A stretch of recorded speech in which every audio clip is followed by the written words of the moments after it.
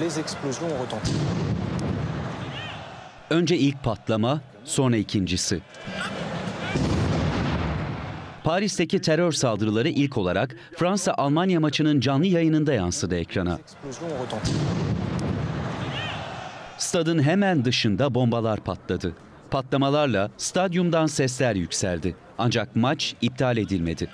Taraftarlar maç sonuna kadar stadyumda tutuldu. Buna rağmen taraftarlar olan biteni internetten öğrendi. Hatta Cumhurbaşkanı Hollande'ın stadyumdan çıkarıldığı haberini de oradan okudular. Fransa Almanya'yı 2-0 yendi. Maç sonrasında seyirciler yeşil sahaya indiler. Binlerce kişi için acil durum prosedürü uygulandı. Başta bir kargaşa yaşandı. Kapılara yönlendirilenlerin çoğu çıkamadı. Sonra sorun çözüldü. Seyirciler kontrollü şekilde tahliye edildi. Taraftarlar bu sırada Fransa Milli Marşı'nı söyledi.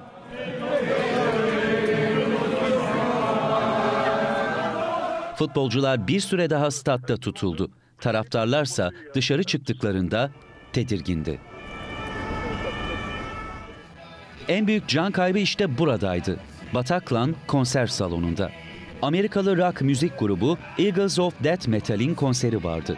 Grup Avrupa turnesindeydi. İzleyiciler internetten canlı yayın yapıyordu.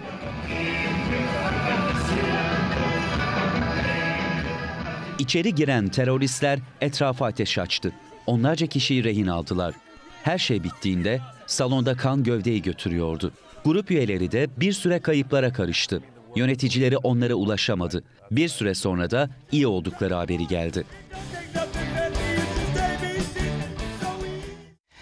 Evet, Fransa'nın 11 Eylül'ünde yaşananları şimdi de görgü tanıklarının ağzından bir dinleyelim.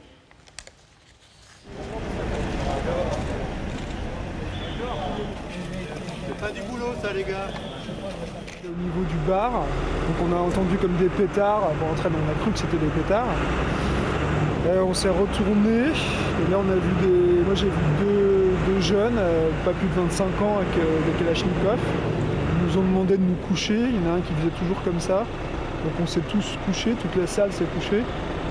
Et puis moi j'étais carrément sous d'autres personnes. Puis ils continuaient à tirer, mais ils s'arrêtaient de temps en temps. Il ne faut pas trop les faire. Et comme tout le monde... Celui que j'ai vu principalement, il était en survêtement noir avec des traits blancs, il n'avait pas plus de 25 ans, type cheveux bruns, il était assez calme, hein, c'est ça qui m'a étonné. Et à un moment je me suis retourné, on se demandait si c'était des balles réelles ou pas, et j'ai vu qu'il tirait sur quelqu'un, donc j'ai compris. Et j'ai vu quelqu'un d'autre ils étaient au niveau du bar.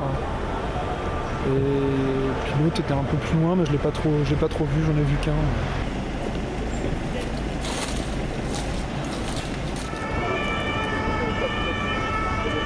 C'est assez confus en fait, parce que nous on a entendu 2 explosions. Bon, au départ je pensais que c'était des bombes agricoles.